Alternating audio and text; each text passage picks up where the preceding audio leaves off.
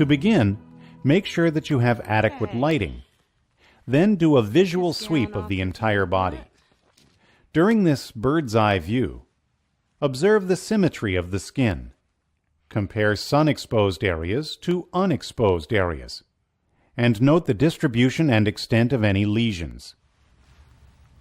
Okay, I'm going to examine your skin more closely now, but first I'm going to... Then inspect and palpate the skin systematically, covering and uncovering each part of the body as needed. During the examination, keep the underlying organs in mind. Also consider the structures within the epidermis, dermis, and hypodermis, or subcutaneous tissue. In each part of the body, notice the characteristics of the skin, including its color, uniformity, thickness, symmetry, and general hygiene. Skin color ranges from light tan to dark brown, with pink or yellow overtones.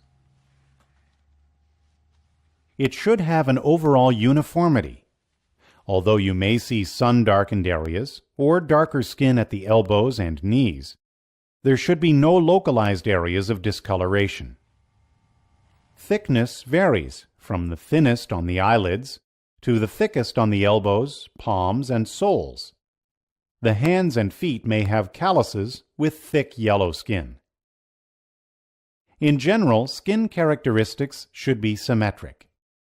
For example, if the patient has a vascular flush, it should be pink or red and spread evenly across the cheeks, neck, upper chest, or genital area.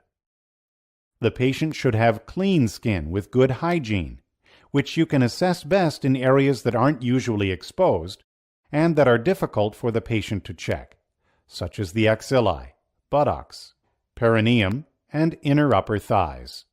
Could you look straight Many ahead? variations in skin color are Point your eyes expected. up towards the ceiling. In dark-skinned Gently going patients, to pull down color a is little best bit. seen in the conjunctiva and sclera, which may appear yellowish-brown or contain brownish pigment. The lips and gums may have a bluish hue that is healthy in dark-skinned patients, but can be mistaken for cyanosis. May I see your hands, please? Yes. And the palms and soles may appear lighter than the rest of the body. Other common variations include striae, or stretch marks, which can occur with pregnancy or weight gain, and freckles, which occur on sun-exposed areas in many healthy patients. In a newborn, the skin commonly may appear ruddy, cyanotic in the hands and feet, or marked with blue-black patches called Mongolian spots. During the examination, also note any odors or lesions, which can be clues to specific problems. If you detect a lesion, record its size, shape, location, configuration, color, including blanching, and texture. Also note any elevation or depression, pedunculation, and exudates. For groups of lesions, assess the distribution pattern too. I'm going to examine your skin now. Oh, okay. Remember that some lesions normally occur, especially in older adults. For example, seborrheic keratoses, which are raised warty lesions, typically affect the face or trunk. Cherry angiomas, which are tiny, round, red or brown papules, often are found on the trunk and extremities. And lentigynes, or age spots, which are irregular gray-brown lesions, usually occur in sun-exposed areas. However, if you detect a mole, assess it thoroughly to determine if it is You worrisome. had this mole long? About 6 years. To judge its characteristics, remember the ABCD rule of melanoma. A mole is more likely to be malignant if it has asymmetry in its shape, borders that are irregular, a color that's blue-black or variegated, and a diameter that exceeds 6 millimeters. Have you noticed any changes in this mole? I'm not sure. What should it look like? Well, normally a mole is tan or brown, and it should look like any other mole on your body. I see. Well, normally it's round or oval, but it definitely has a border that separates it sharply from the skin around it, like you have here. It should feel like a smooth bump that's flat around the edges. Can you feel that? Yes. That's okay. And it should be smaller than 5 millimeters. That's about the size of a pencil eraser. Oh. Overall, it's normal to have between 10 and 40 moles, usually in areas above the waist that get a lot of sun, like your arms, your shoulders, and your back. And so far, everything here looks good. While inspecting the skin, palpate it too. There should be little perspiration or oiliness, and the surface should be soft, smooth, and even. With the backs of your hands, check the skin temperature, which may range from cool to warm, but should be the same bilaterally. To assess turgor and mobility, gently pinch up the skin on the forearm or sternum and then release it.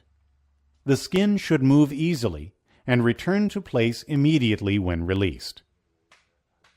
Okay, I'm going to check your scalp and hair. Next, inspect and palpate the hair, noting its texture, color, distribution, and quantity.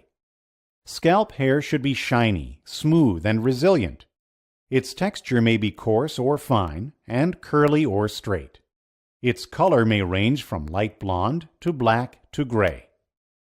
Hair distribution and amount can vary widely. Some types of hair loss, such as male pattern baldness, are normal.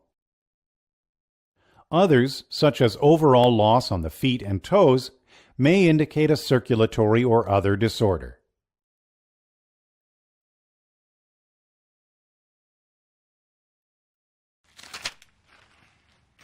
Okay, everything looks good so far. Now examine the nails, which should appear clean and symmetric, and should have smooth edges. Variations in nail shape, length, and opacity are common.